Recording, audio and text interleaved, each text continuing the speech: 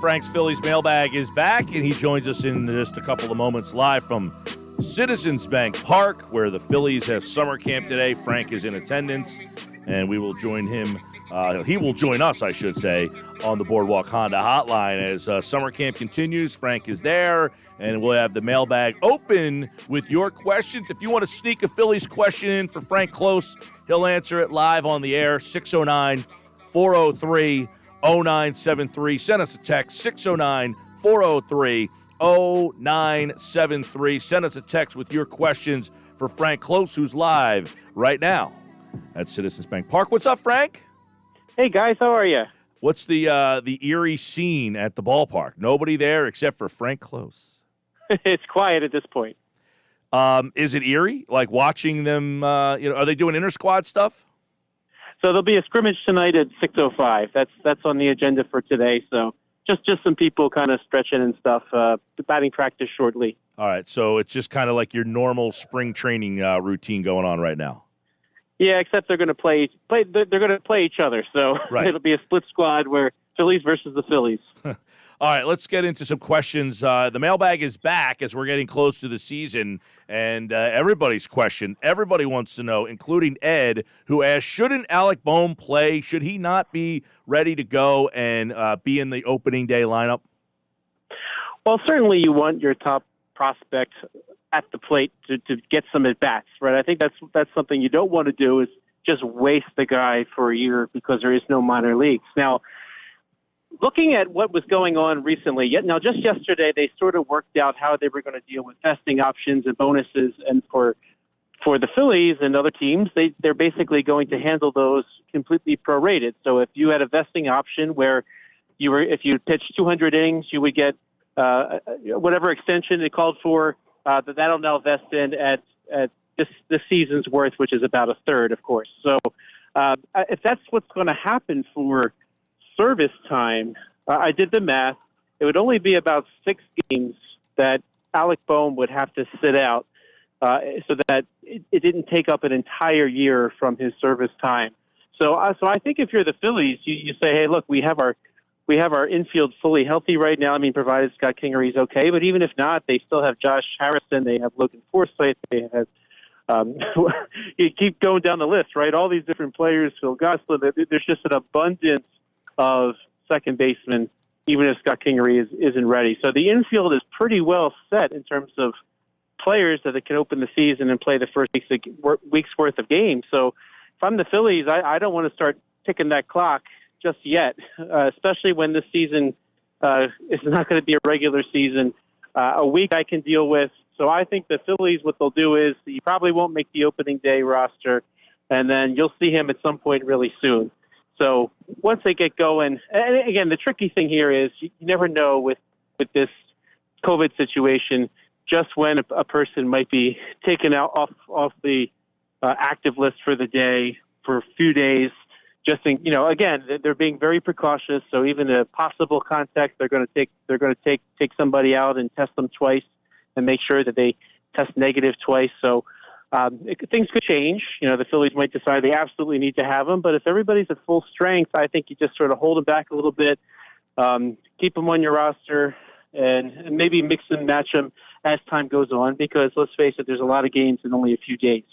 I couldn't agree more. I do think it's worth keeping him out if the Phillies are able to do that. But a big question with this team is the pitching staff and the starting rotation. And Paul wants to know, when you look at Ranger Suarez, he looked good in spring training and it seemed like he had a good chance, but considering he has been out of camp with no explanation for so long, is Ranger Suarez still in play?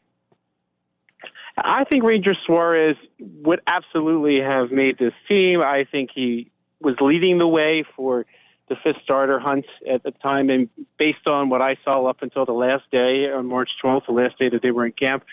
But unfortunately, he still really hasn't gotten it going here yet. So we assume he's on the COVID list. Actually, Matt Breen of the Philadelphia Inquirer reported he's on the COVID list. There has been no official declaration as such.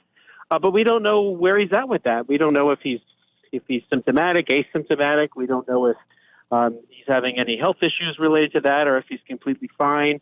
If he's recovering. There's so many things we just don't know about Suarez, but I think considering the fact that he is, we're a week away from starting the games. Next Friday, his opening day, believe it or not. I think he's probably not in the running for opening day, of course. But let's face it, this season already, we know the pitching staff is all going to be kind of out of whack. Zach Wheeler is going to go on the paternity list sometime soon. Certainly, Velasquez and Pivetta, they have not shown us over the last few seasons that they can give you lengthy starts. So Ranger Suarez probably at some point, provided he's healthy, will factor right into this. In fact, I think if he got healthy quickly, I think the Phillies would love to have him in there. Very, very reliable last season in the bullpen. And even if he doesn't come out starting because he didn't really get a chance to be stretched out, I think that he's somebody that could be a key piece. And let's face it, last year when the season was as bad as it was going to, at its lowest low, Suarez was somebody that really did step up in a big way. And he was not really pegged to kind of fill that back of the bullpen role, but he ended up having to be the eighth inning guy so many times just because they didn't have anybody else. So hopefully he's okay. Hopefully we find out more soon, and hopefully he can be helping the Phillies soon. Frank Klose live at Citizens Bank Park. Real quick on that, how do you see the rotation working? I mean, do you see guys, a starter going 5, 6, 7? Do you see them piggybacking 3, 3, 3? How do you kind of think that? Is there any tell from Joe Girardi yet? He's spoken in the past about what you just said, piggybacking, the idea that they would have somebody ready to go on the roster, have a second thought ready to go on that day, and then having somebody that will be up in likely Allentown at Coca-Cola Park who's training to be a starter as well, so that, in the event that somebody can't pitch last minute, I think that's the big thing here because, again, somebody finds out they were exposed even though they had no idea and they were doing everything right, then that would knock them out for that day. So they want to make sure they have somebody present who can do it, and even a level beyond that, somebody who can make a quick trip down the Northeast Extension and have a spot start at any given day. So they're going to be working this very, very carefully. I think it's very fair to say that, especially in the early going, people will not be pitching deep into ball games. They just simply haven't had the reps. There's only 3 games scheduled in terms of preseason games over next week, this coming weekend. And then by next weekend, the following week, they're playing games. And so when you had that little preparation time and that little opportunity to show that you can go deep into a ball game, that's going to be problematic. So I think they're really stacking it up. Brian Price said in a Zoom call yesterday, Phillies pitching coach Brian Price, that they expect to carry 16 pitchers when the season begins. So they will have extra arms. And a lot of it will just be trial and error, seeing how far a guy can go, and then you kind of react to that accordingly. I think there's certainly a lot of unknowns still, even among the players that you have right now in front of you. Not going deep into games obviously creates a domino effect into the bullpen, and I just question, is this good enough? Is this bullpen good enough? You just mentioned how it's trial and error. How can we sit here and do trial and error when it comes to this bullpen and expect it to be good enough? I mean, I just look at them, and there's no one that you can truly rely on at all. I know Hector Neris is your closeout guy. Adam Morgan had a spurt there last season, which was definitely a big jump from what he did the year prior, but I don't know. It doesn't scream like it's good enough to me, and knowing that this team is going to not really go deep into games, as you just stated, and try and use a piggyback system, it definitely concerns me. Yeah, I think that's fair to say, but there's a lot of questions surrounding a lot of teams right now in this regard, and everybody is going to have the challenge of having to fill more middle innings than they're used to. And in terms of the Phillies, I think when we've discussed this before, either on the podcast or on this show, we thought that there was the need for another veteran type arm, and the only major league signee that the Phillies had in the bullpen was Tommy Hunter. So. Who should be healthy, hopefully, soon. We don't really know. He's somebody we really don't know how he's doing, but hopefully soon he's back to normal. So, but yeah, it's going to be kind of a crapshoot in a lot of ways. And, they brought in a lot of veterans and said, hey, here's an opportunity to show us what you can do. And, I mean, you just got to hope that a lot of them step up, or that some of these piggyback-type starters that might be ready to pitch on the day that the day starter can give you some innings as well. So, it works, especially as you have the added roster. You're starting with 30, and then you're going to eventually transition to 28 before 26. Hopefully, those extra arms give you the opportunity to do it. And it's really hard to say without this live game action how somebody looks. And I know they're going to scrimmage tonight against each other, but you're facing your own players, and the hitters haven't really seen a lot of live pitching yet. So I hate to say that. I hate to just be this vague about it, but almost for every team, it's a crapshoot right now. So I think you're not really going to see a team hit its stride, whether it's the Phillies or any other team. Probably take a few weeks. I kept, when you said they open up next Friday, I'm just like, whoa, like that just seems like, just watching some of these squad games. You had coaches playing in the field the other day, for God's sakes. Buster Olney, third base. Yep. Yeah, Bryce Harper was playing third base, right? Yeah. Buster Olney's doing his positional rankings. He says there's JT Realmuto at catcher and then everybody else. So how difficult is this deal to get done with JT? It sounds like neither side is anticipating something happening. It's funny because there seemed to be so much optimism down in Clearwater earlier in March. It doesn't seem to be that way now. But, I really took a step back, and I wrote about this on 97.3 ESPN.com this week. It really shouldn't be a surprise that his agent wants to play hardball. We saw in Philadelphia that they went to arbitration, right? They would not agree to both Realmuto and his agent, Jeff Berry. They decided to go to the arbitration table instead of working out a deal with the Phillies, trying to hold out for that last dollar. And you know what? If you look back in his history, he did the same thing in Miami. He took the Miami Marlins to salary arbitration. He lost that one too, actually, his first year in arbitration.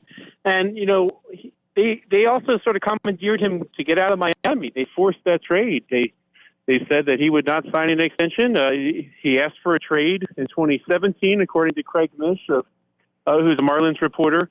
And then they asked for it again the following year, much more vocal. And Jeff Berry was on national television shows explaining how they should trade him, that they're not going to sign an extension. So, it probably shouldn't have been a surprise that this would be a tough deal to get done. And it seems like they're looking to maximize the dollar every step of the way.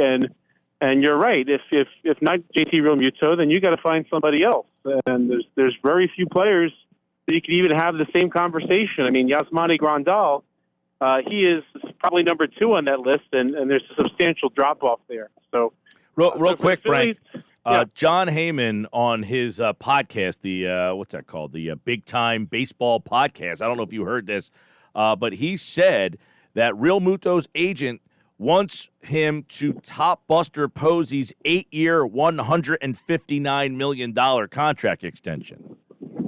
That's absolutely absurd because Buster Posey was much, much younger than Realmuto when he first hit free agency. A 26-year-old is not the same as a 30-year-old, especially at that position. That's 4 years difference in age. And as we all know, that there's a certain point where the catcher's body just can't do what it used to. I mean, the Phillies were lucky. Carlos Ruiz was one of the most durable bodies I've ever seen behind the home plate. But, some of these, and we were talking about this on the podcast that you can hear tonight, but there is no value. I'd say no value. The value isn't the same if you have to throw him on first base or throw him in designated hitter if there's a designated hitter. And as we see with Buster Posey, who actually happened to opt out this year, he's broken down. He's battled injuries. He's not going to end this contract well. So, it's hard to bring up Posey and Joe Mauer because it will be the other comp in terms of a long contract. Mauer paid $23 million a year because Mauer didn't finish that contract at catcher either. So it's a really, really hard thing to do. Probably what's going to happen is somebody's willing to overpay him substantially. And the Phillies might have to decide if that's a good idea or not. And, you're already paying Bryce Harper for the really long term. Are you going to hurt yourself if you do something absurd in terms of Realmuto, even though you want to have him? So, and then we can get into the whole economics and what this pandemic is going to mean for teams. So there's a lot going on, and it sounds like the agent is planning to play hardball. My short answer is I think that the bigger free agents aren't going to be as affected by this shutdown as the middle tier free agents. The Tommy Hunters aren't going to be getting $8 million deals anymore. But I think you definitely will see the big guys get the biggest money, and somebody out there who's more desperate than the Phillies might offer more. And then hopefully the Phillies then, if that happens, take that money and do something else. Interesting stuff. For more, go to 973ESPN.com. Frank Klose is at Citizens Bank Park today covering the Phillies as they have their inter-squad game tonight at 6:05. And, of course, the Powder Blue podcast will have more on all these Phillies stories tonight at 6. Frank, enjoy, man. Okay. You too. Have a good one, guys. All right, Frank Klose, like all guests, appeared via the Boardwalk Honda hotline.